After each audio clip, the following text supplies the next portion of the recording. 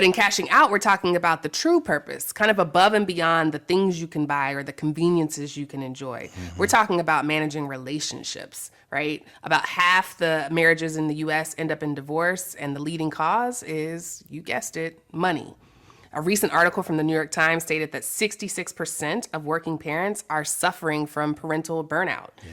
And in terms of community, there's no shortage of organizations or nonprofits that are underfunded and lack leadership. So when you think about what you can or who you can be once you've achieved a degree of financial freedom, the answer is a better husband or a better wife, a more empathetic and energized parent, or just someone who makes their community better.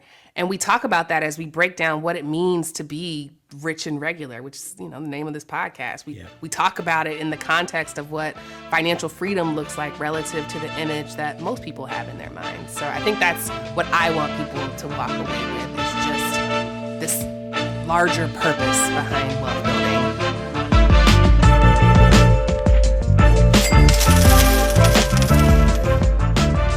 Welcome to the Rich and Regular podcast presented by Success, where we explore life at the intersection of money.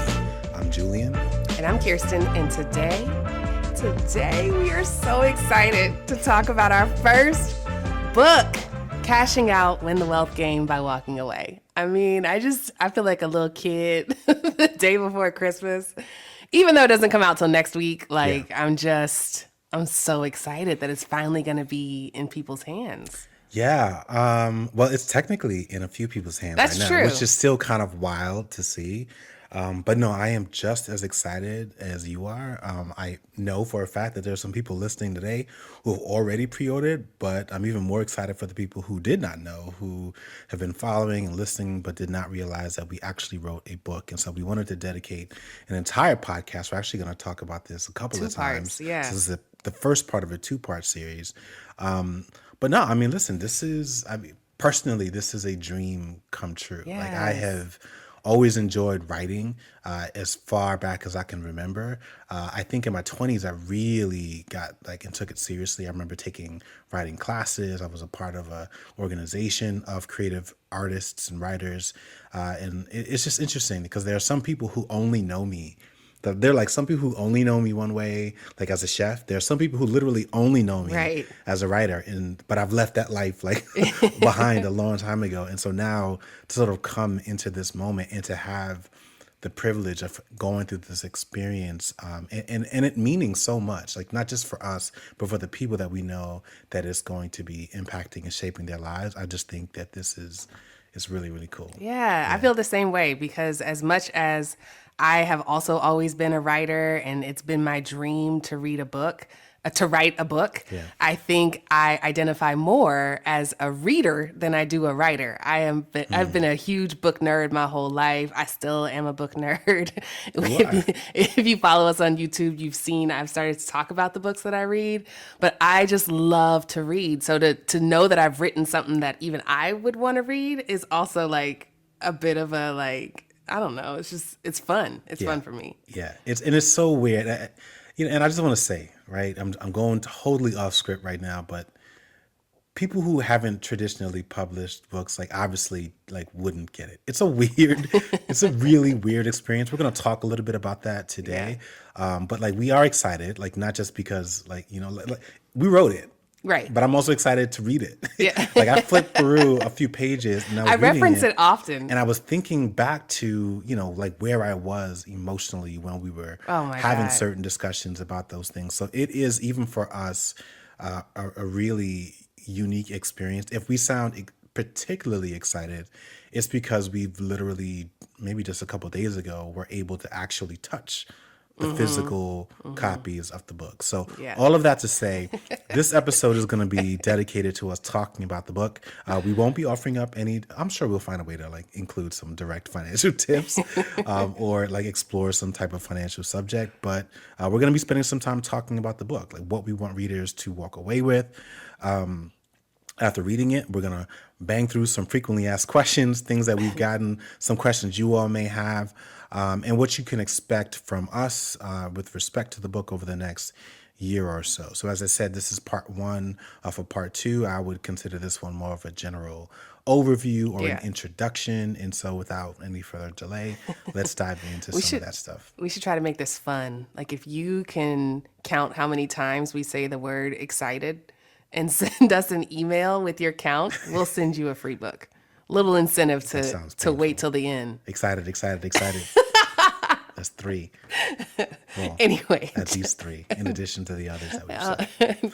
Okay, so I want to start, and this is one of the things that I mean when I say that this process has been really interesting, because one of the things that I just want to get right off the top is that this is a book. And what I mean by book, because I've come to realize that some people feel like, well, book is a dime a dozen. Everybody's got a book, right? And I was like, what? Like, I've been in such a writing hole that I did not realize that certain people had preconceived notions about what it meant to be a writer or to have a certain book. Right. And so I did some quick Googling, and I have a question for you. How many book titles are self-published every year? Quick. Yes. I don't know, 2 million. That's pretty good. That's pretty close. 1.7 million books are self-titled every year. So I think that's more than traditionally published. Yeah, it's a lot. It's a lot, right? So I could actually understand why some people kind of feel like, all right, another book, right? Yeah, it's a lot. It's a lot of books. I just don't happen to know a lot of people, right? So I would imagine these are your church friends, co-workers, maybe classmates. I don't know. And that's not to diminish, self-publishing. We've actually self-published a book as well. Have. But what I mean when I kind of jokingly, but not so jokingly, refer to this as a book is that it's a traditionally published book. And so it's published through a major publisher, Penguin Random House, which happens to be the largest English language book publisher in the world. Last time I checked, they were just like the largest. I don't know, but they're like the biggest. And our imprint is Portfolio Books. And so if you think about it, like the music business, you could say that Penguin Random House is like the Universal Music Group, or like Warner or Sony Music, like the big brand, the big company. Right. Portfolio Books as our imprint would be like the label within that group. So like Columbia Records or RCA or something like that, Def Jam, right? So each label or imprint typically has like a feel for the type of artists or authors, in this case, that they actually publish. And so Portfolio Books has published authors such as Seth Godin, which as a marketing major and someone who worked in marketing is like the guru of marketing. He wrote the book entitled This Is Marketing. Yeah. Simon Sinek, who is a world-renowned thought leader and writer and speaker who wrote Start With Why and several other books. In fact, his TED Talk was one of the first TED Talks I'd ever seen, which made me fall in love with the idea of TED. And at that point I was like, someday I'm going to do a TED Talk, just because that was amazing and I want to see it. Ryan Holiday, another incredible writer. He's written Stillness is the Key, Courage is Calling, like tons of other books. Marie Forleo, Everything is Figure-Outable, which was a fantastic book. Yeah, and B School. Cal Newport, Digital Minimalism. Like all of these people are published authors under that same imprint. And so for us to be included among this like elite class of thought leaders is such an incredible privilege. So Portfolio, their mission is to write books for ambitious people, to share powerful ideas that inform and improve people's lives. They also focus a little bit on the workplace, right? They tackle all kinds of subjects, as we just mentioned, from technology to business to entrepreneurship, you name it. They cover the full gamut. And again, for us in our words and our work, to be alongside some of who I believe to be some of the country's brightest minds is just a huge privilege and not something that we take lightly. Yeah, I agree. Even as you're saying those names, I'm like smiling, reflecting on the moments that I discovered them in my own career I was path. going to say, we've read these books. Like I said, I've watched these TED Talks. So like here we are, like within the same group. It's kind of wild. Yeah, and even from a writing perspective, Seth Godin absolutely like changed the way that I write. Focused on simplicity and clarity of an idea, and it doesn't have to be, everything doesn't have to be a think piece, and there's consistency. And so, it's still an honor to be with the Portfolio team, and I look forward to our book being, among some of those other ones. But I do want to talk a little bit about the title, Cashing Out. So fun fact, that was not our first title. It was actually like our fifth title, maybe like our seventh, I if was you gonna say it might be more than five. include the titles that we put on the original book proposal. Yeah. But we're happy with it now, even though, it took us a while to land on it. And personally, I love it for so many reasons. One, there's a song about it. So hopefully one day the search engines will display. It's not a great song. It's a little ratchet. But, but it's catchy. Like once you start singing it, it just kind of gets in your head a little bit. But it still dominates the Google search. So I'm hoping that more of you guys start to Google Cashing Out book, so that we can show up among, that's the how top results for cashing out. Success looks like hitting the first page for the term, having eclipsed the ratchet song. Yeah. And then the other thing that I like about it is that it just kind of reminds us that much like a casino, our careers are really just a game. Yeah. And part of the premise of the book is that we have kind of framed up winning as getting this big job or this big promotion. Mm-hmm. And that's actually not what winning looks like in today's casino-like economy. Winning is putting yourself in a position to walk away whenever you're ready on your own terms. And so I just like that the title isn't a directive, because I remember we went back and forth between cash out, which is like telling you what to do, versus cashing out, which is more kind of illustrating this ongoing process of you constantly being in positions to walk away from anything that's not serving you. So I just like that it's got like a little play on words that allows for a lot of great conversation and metaphors. Yeah, and I will join you in my confession of not loving the title at first either. I loved it at first. Oh, I did. Yeah, I think it was a subtitle you had beef with. Oh yeah, it was a subtitle. It was.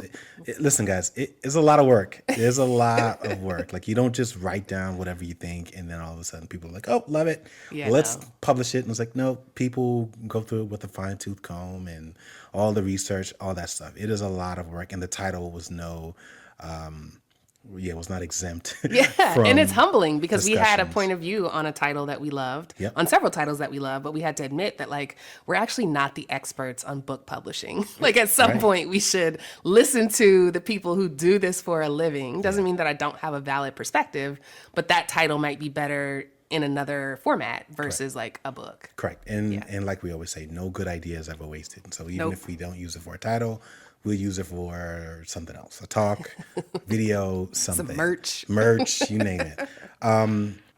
The other thing I will say about the book that I think is really important is that it's written from a Black perspective and primarily for a Black audience. Now, that's not to say that if you're not Black, like don't buy it, or that there's nothing to gain from it. Like that would just be ridiculous.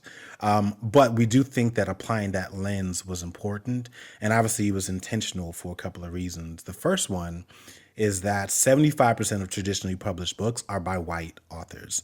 That's compared to 5% of Black published authors. So again, when we think about how rare the air is that we're stepping into, like when you literally think about Black History Month and the handful of Black authors that you may know of, like we are kind of entering this group, and it's kind of a bittersweet kind of feeling where it's like, wow, like who am I to be amongst the handful of artists? But at the same time, we understand that we've gone through the process, and we're happy to be here, and we're proud of the work, and think that the message that we're talking about is particularly relevant and will be relevant for quite some time.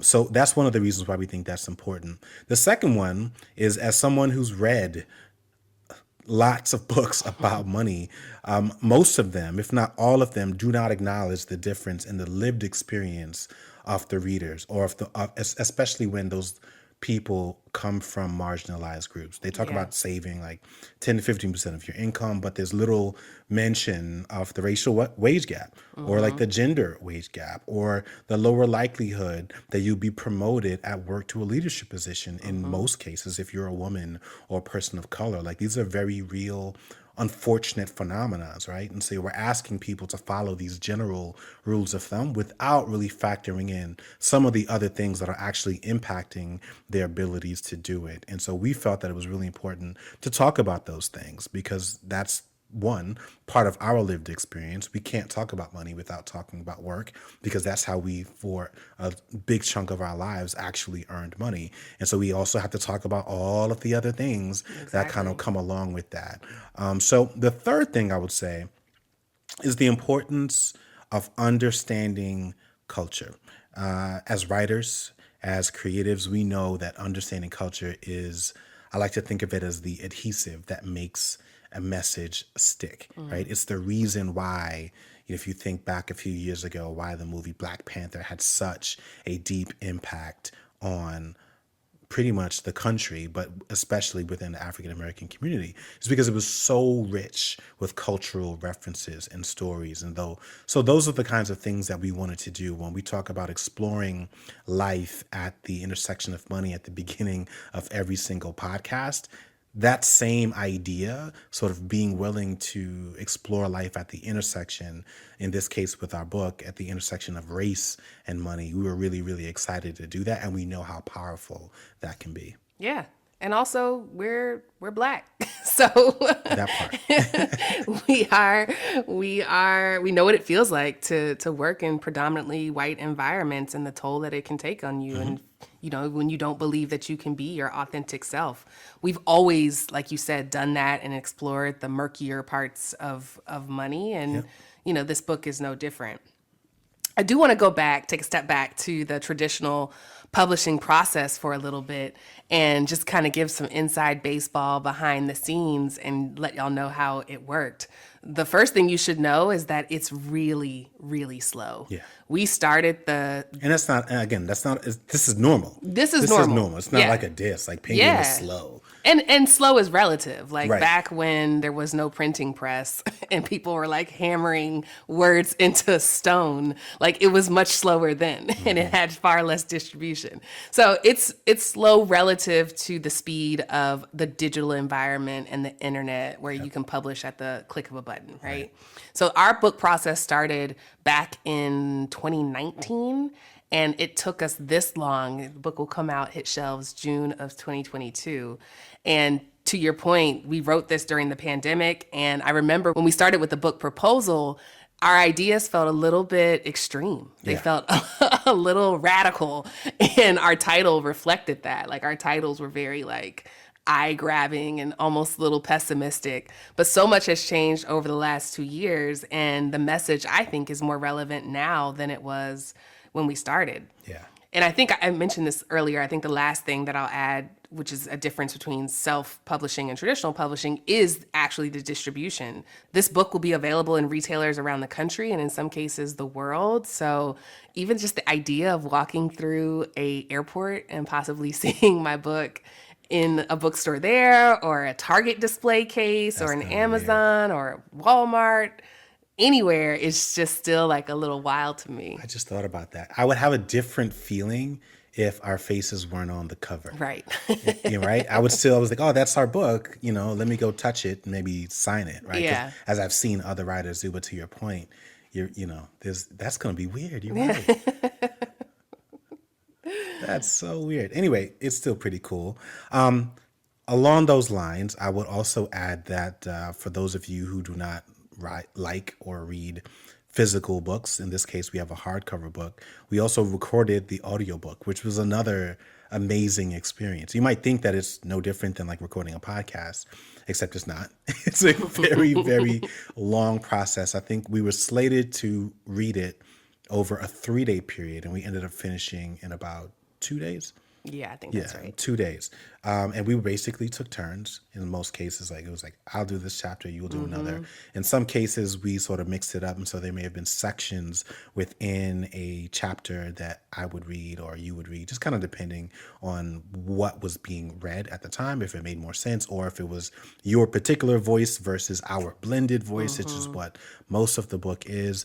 But that's a really, really interesting experience as well. Yeah, there's like somebody in your ear reading like silently as you're reading, but they correct you anytime you say something. Or stumble, or mispronounce. So I have a habit of adding the word that Yes. in sentences, even though it doesn't appear. It's like a Yes. phantom verbal tick thing that I do.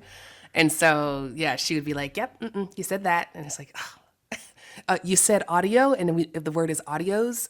Like it was very weird to hear somebody like just kind of tracking your thoughts. Yeah, and I think it was so interesting, but it was kind of cool because we were in a booth, like a recording booth. Oh yeah, it like, took everything in me not to spit a hot verse, freestyle on them. I started to do it a couple times myself.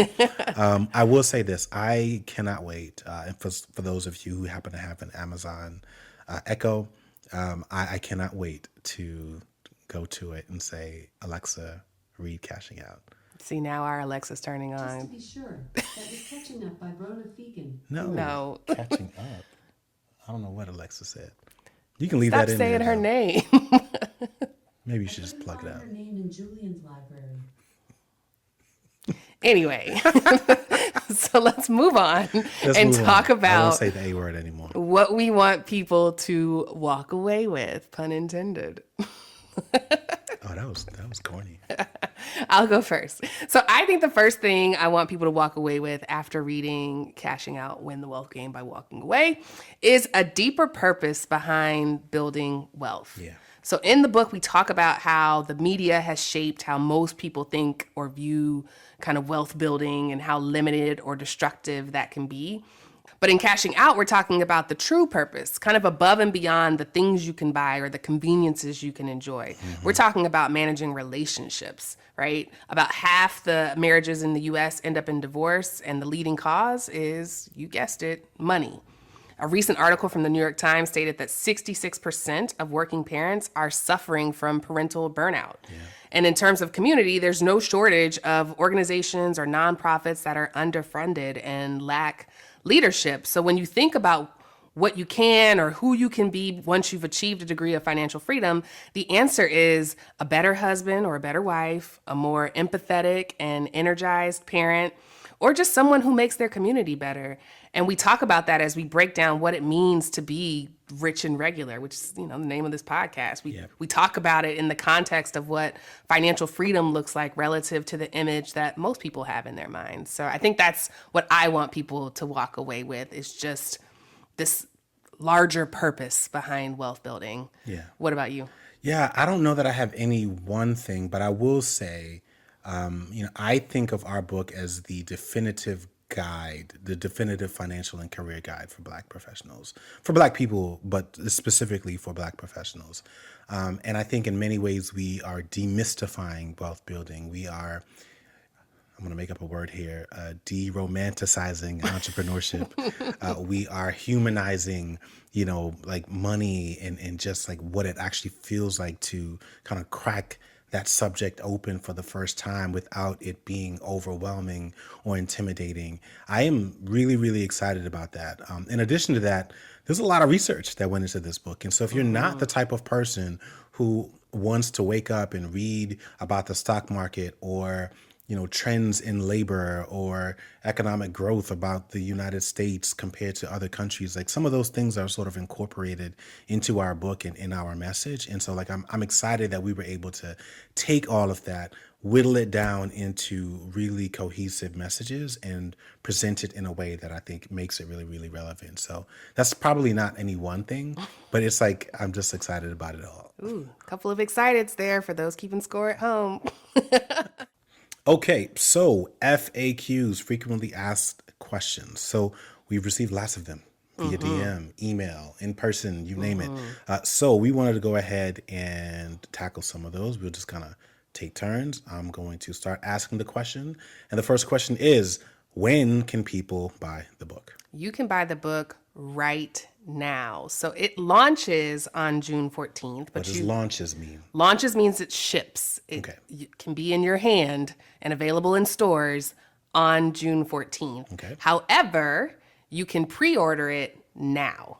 And there's a couple of reasons why that's important. One, it just prevents you from having to go out to a store on June 14th. You don't even know if it's going to be on the shelves or in stock when you get there. Right? We don't control which stores it goes to. We just know that it will be in some stores. Two, it allows you to have your book on June 14th. So even if you ordered it on June 14th, it ships that day. You're likely not getting it for another couple days, so you can do it. But even behind the scenes, what pre-orders do is they send a signal to the industry, to book buyers, to news publications about what people are interested in. And if you want this conversation to be a broader conversation and not just something that we talk about, kind of quietly between us, we have to tell the industry that like this is important to us. And that's what pre-orders do. They also, as authors, help us make bestseller lists, right? So selfishly, if you're on a bestseller list, again, it kind of informs the conversation of what readers and what people are interested in talking about. And so the idea that we might make the, Wall Street Journal list or New York Times list or USA Today, there's several lists that you can make. Yep. And our goal is to try to make, a couple of them within the first year. Yeah. And by the way, making those lists is really hard. Yeah, like, super hard. Really hard. I won't be disappointed if we don't make them, but I feel like it's a great goal to have. It is. And I think it's important to have kind of stretch goals. I think it's possible. It's definitely within reach. But it really takes our listeners. Like, I'll be honest with you. If everyone who downloaded this episode today, and we have general numbers there, if everyone who listens to it bought a copy, we'd be New York Times bestsellers. Correct. Just like that. Yeah. Right? So go buy We wouldn't have to do anything else. And then to your point about it being in some stores and not all, you hit a list. That's pretty much how you ensure that people are going to say, oh, well, yeah. Because they're choosing between some book that they've never heard of. Right? If I'm a Target buyer, it's like, oh, well, do I want it in my store? I don't know. I've never heard of it. Who are they? It was like, oh, here's this book. It's a New York Times bestseller. Oh, definitely want to buy that. Yeah. Have that on my shelf, right? So this is kind of how it works. You kind of got to win to keep winning, but it kind of requires us to kind of, win the first time. Yes. So another question we often get is, can I buy it in stores? And we just answered that. Yes, probably. I don't know which ones though. Yeah. But another question we get is, can I get it in the library? Yes, so you can, but again, that's not entirely up to us, nor is that really up to Penguin Random House. They obviously make it available, but what I think a lot of people don't realize is that, one, libraries are still around, right? And they're great places. Libraries are awesome. They're great, but I guarantee you there are a lot of people who haven't been to a library since they were a kid or when they were in college.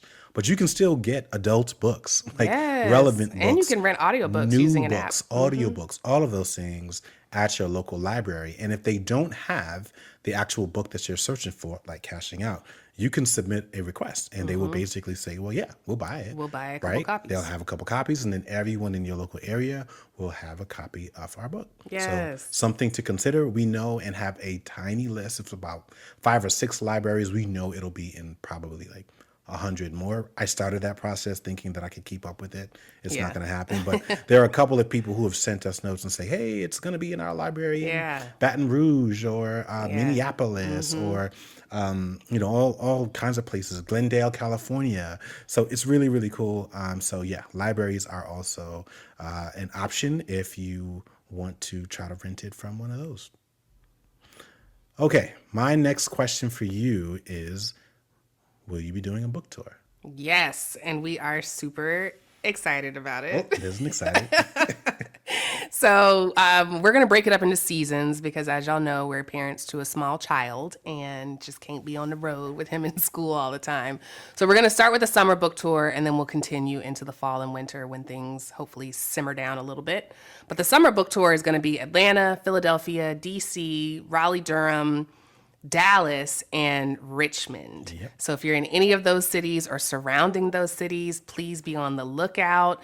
We're going to do 2 different versions of the tour. There's 2 offerings. The first is just a regular book signing.